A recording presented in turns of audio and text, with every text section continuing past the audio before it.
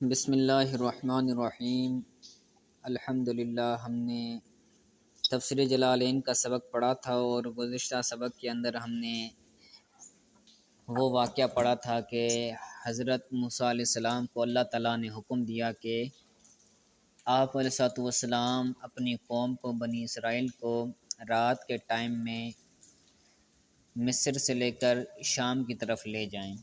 تو حضرت موسیٰ علیہ السلام نے اپنے عصا مبارک کو سمندر کے اندر مارا تھا، پھر اس سے راستہ بن گیا تھا، ٹھیک ہے، اور بنی اسرائیل کو لے کر آپ علیہ السلام اس راستے سے گزر گئے تھے۔ تو آج ہم پڑھیں گے کہ فرعون جیسے ہی اس کو خبر پڑی کہ حضرت موسیٰ علیہ السلام اور اس کی قوم مجھ سے جا رہے ہیں، تو فرعون اپنے لشکر کو لے کر ان کے پیچھے لگ پڑا۔ پھر جیسے ہی وہ سمندر کے اندر پہنچا تو سمندر یہ دونوں دریا آپس میں مل گئے اور فرعون کے جو فوجی سپاہی تھے وہ سارے ڈوب گئے، ٹھیک ہے۔ تو آج کا سبق فرعون کے ڈوبنے کے بارے میں ہے، تو پڑھتے ہیں بسم اللہ الرحمن الرحیم۔ فَأَتْبَعَهُمْ فِرْعَوْنُ بِجُنُودِهِ، تو فرعون نے ان کی اتباع کی یا فرعون ان کے پیچھے لگا، بِجُنُودِهِ اپنے لشکر کے ساتھ۔ اتبع یہ فعل ہے، ہم ضمیر اس کا مفعول بہ ہے اور فرعون اس کا فاعل ہے۔ اتبع یعنی پیچھے لگا، ہم ان کے، کن کے؟ حضرت موسیٰ علیہ السلام اور ان کی قوم کے پیچھے۔ کون لگا؟ فرعون لگا، ٹھیک ہے، کیونکہ فرعون یہاں پر فاعل ہے۔ وَهُوَ مَعَهُمْ اور فرعون اپنی لشکر کے ساتھ تھا۔ فَغَشِيَهُم مِّنَ الْيَمِّ مَا غَشِيَهُم، تو سمندر میں سے ان پر چھا گیا جو چھا گیا۔ سمندر کیا ہوا تھا؟ بیچ میں راستہ بنا ہوا تھا نا، تو ایسا لگ رہا تھا کہ درمیان میں ایک دیواریں آ گئی ہیں، پانی کھڑا رہ گیا۔ تو جب فرعونی داخل ہوئے تو وہ سمندر آپس میں مل گیا اور وہ ڈوب کر مر گئے۔ تو یم کا مطلب بتائے اے البحری، سمندر ان پر چھا گیا، ان کے اوپر آ گیا۔ اغرقہم پھر کیا ہوا؟ ان کو غرق کر دیا، فرعونی سارے ڈوب گئے۔ وَأَضَلَّ فِرْعَوْنُ قَوْمَهُ فرعون نے اپنی قوم کو گمراہ کیا۔ اضل یعنی گمراہ کیا، ٹھیک ہے۔ فرعون یہ فاعل ہے اس کا، قومہ اس کا مفعول بہ ہے۔ کیسے گمراہ کیا؟ بِدُعَائِهِمْ إِلَىٰ عِبَادَتِهِ ان کو اپنی عبادت کی طرف بلانے کے ساتھ، کہ فرعون نے اپنی قوم کو حکم دیا تھا کہ وہ لوگ فرعون کی عبادت کریں۔ فرعون نے دعویٰ کیا تھا کہ وہ خدا ہیں، خدا ہونے کا دعویٰ کیا تھا، معبود ہونے کا اس نے دعویٰ کیا تھا۔ تو اس کے ساتھ اس وجہ سے فرعون نے اپنی قوم کو کیا کیا؟ گمراہ کیا۔ وما ہدا اور اس نے لوگوں کو ہدایت نہیں دی۔ تو میں یہ کہہ رہا تھا کہ وما ہدا اور فرعون نے ان کو ہدایت نہیں دی۔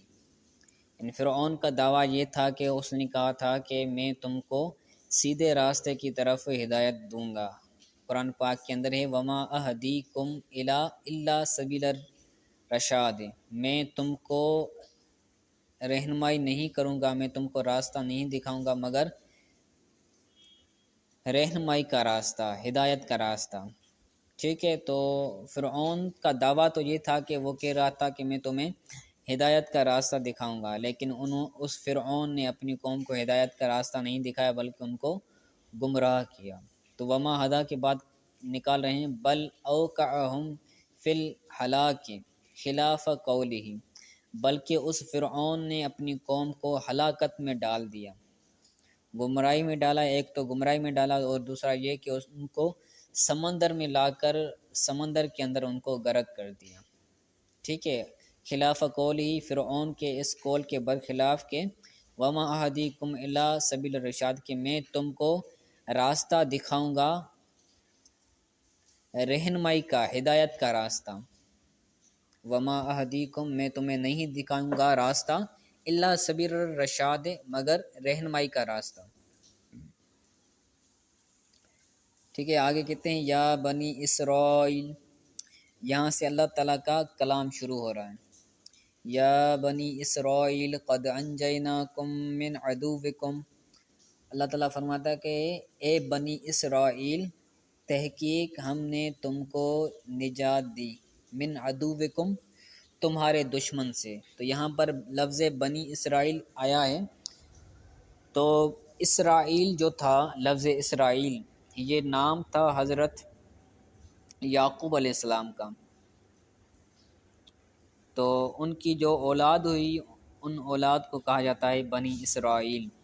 تو آج کے اندر جو اسرائیل ہے وہ انہی کی اولاد میں سے ہیں، اور یہ تو بڑے خناس ہیں، مسلمانوں پر اتنا ظلم کرتے ہیں۔ اصل میں نام کی اندر خرابی نہیں ہے، ان کے کام کے اندر خرابی ہے۔ تو اسرائیل تو ایک اچھا نام ہے، قرآن پاک کے اندر بھی آیا ہے اور نبی کا نام ہے، ٹھیک ہے، تو خرابی ان اسرائیلوں کے اندر ہے۔ تو اللہ تعالیٰ فرماتا ہے کہ اے بنی اسرائیل، حضرت یعقوب علیہ السلام کی اولاد، تحقیق ہم نے تم کو نجات دی تمہارے دشمن سے۔ وہ دشمن کون تھا؟ فرعون، تمہارے دشمن فرعون سے نجات دی۔ کیسے ہدایت دی؟ بِإِغْرَاقِهِ، فرعون کو غرق کرنے کے ساتھ، اس کو ہلاک کرنے کے ساتھ۔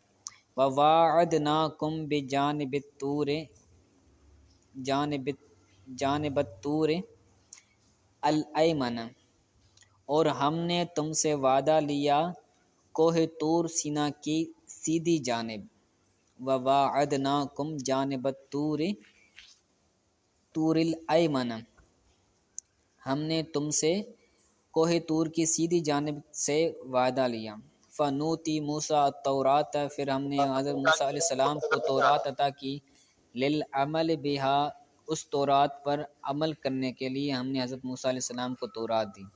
وَنَزَّلْنَا عَلَيْكُمُ الْمَنَّ وَالسَّلْوَىٰ، اور ہم نے تم پر من و سلوہ نازل کیا۔ یہ من و سلوہ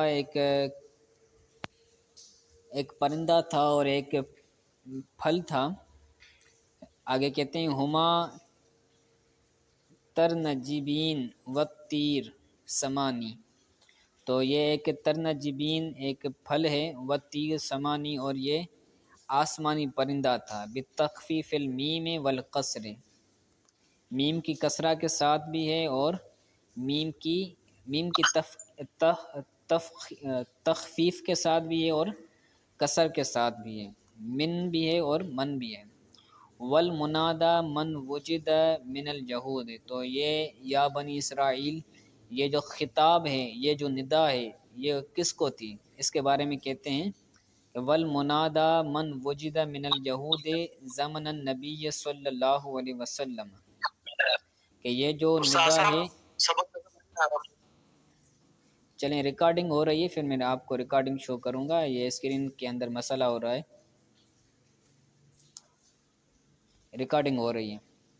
تو کہہ رہے ہیں کہ یہ ندا اس شخص کو ہے جو نبی کریم صلی اللہ علیہ وسلم کے زمانے کے اندر جو یہودی تھے، ان کو یہ ندا دی گئی ہے۔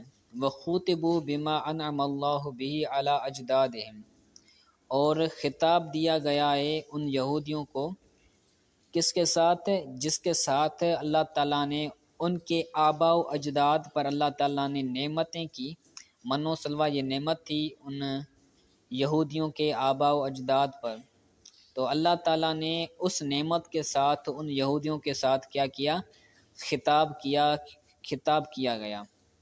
زمن النبی موسیٰ، جو ان کے آبا و اجداد پر حضرت موسیٰ علیہ السلام کے زمانے میں کیا کی گئی تھی؟ نعمتیں کی گئی تھیں۔ توطیۃ لقولہ تعالی لہم، تو یہ اللہ تعالیٰ کا ان کے لیے قول ہے بطور بتانے کے، توتیہ یعنی بتانا، ان کو یاد دلانا۔ آگے اللہ تعالیٰ فرماتا ہے کلوا من طیبات ما رزقناکم، کہ تم کو جو رزق دیا گیا ہے اس میں سے پاکیزہ کھاؤ۔ کلوا من الطیبات، من طیبات، پاکیزہ میں سے کھاؤ، ما رزقناکم، جو تم کو رزق دیا گئے۔ اے المنعم بہی علیکم یعنی جو تم پر نعمت کیا گیا ہے اس میں سے تم پاکیزہ کھاؤ، ولا تطغوا فیہ اور تم اس رزق کے اندر زیادتی نہ کرو۔ کیسے زیادتی نہ کرو؟ بے ان تکفروا النعمت بہ کہ تم اس نعمت کا انکار کرو، کفر کرو، ناشکری کرو، تو یہ اس کے اندر زیادتی کرنا ہے۔ ٹھیک ہے، تو یہ نعمت کا انکار کر کے تم ناشکری نہ کرو۔ فَيَحِلُّ عَلَيْكُمْ غَضَبِي تو تم پر میرا غضب واجب ہو جائے گا۔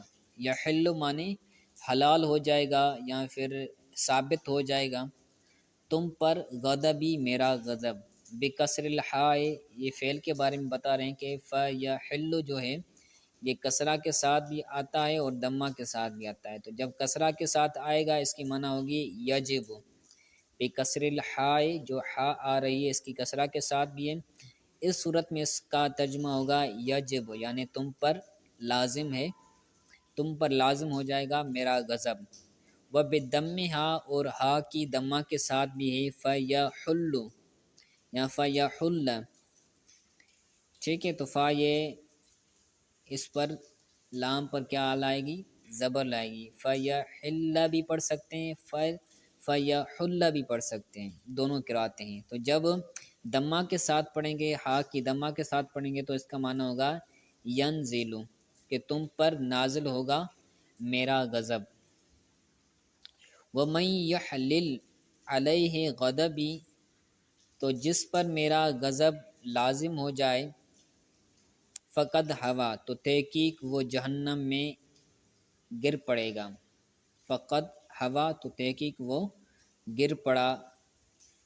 آگے کہتے ہیں بکسر اللام و دمھا تو لام کلمہ کے دمہ کے ساتھ بھی ہے اور لام کلمہ کی کسرہ کے ساتھ بھی ہے، یحلل بھی ہے اور یحلل بھی، دونوں طرح پڑھ سکتے ہیں۔ ٹھیک ہے، ہوا کے بعد کہتے ہیں سقط فی النار یعنی جہنم میں گر پڑا، یعنی جس پر اللہ تعالیٰ کا غضب ہوگا وہ کیا ہو جائے گا؟ جہنم میں گر پڑے گا، ظاہر بات ہے۔ وَإِنِّي لَغَفَّارٌ لِمَن تَابَ بے شک میں بخشنے والا ہوں اس شخص کو جس نے توبہ کی۔ کس چیز سے توبہ کی؟ من الشرک، شرک سے۔ وآمن وعمل صالحا اور ایمان لے آیا اور صالح عمل کیے۔ تو ایمان کے بعد وحد اللہ نکال کر بتایا ایمان کا مطلب کہ اللہ تعالیٰ کی توحید بیان کی، اللہ تعالیٰ کو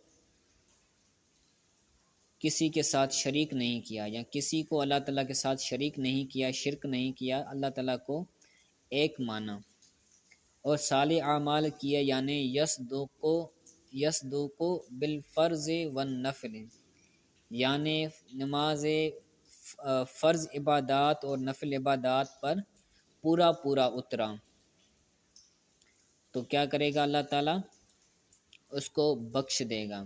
ثم اہتدی اور جو ہدایت پر برقرار رہا، جس نے شرک سے توبہ کی، جو ایمان لے آیا، جس نے اعمال صالحہ کیے اور جو ہدایت پر قائم دائم رہا، اللہ تعالیٰ اس کو بخشے گا۔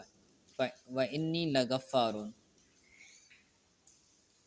ثم اہتدی کے بعد کہتے ہیں بِاِسْتِمْرَارِهِ عَلَى مَا ذُكِرَ إِلَى مَوْتِهِ تو جو پیچھے ذکر کیا گیا توبہ، ایمان لانا، اعمال صالحہ کرنا، ان تمام چیزوں پر کیا ہوا؟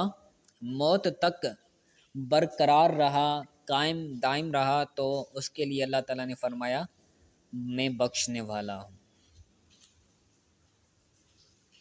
ٹھیک ہے، تو یہ آج کا سبق ہے، اس کو اچھی طرح سے یاد کیجیے گا، دیکھیں اگر کوئی چیز سمجھ نہیں آئے تو پوچھ لیں۔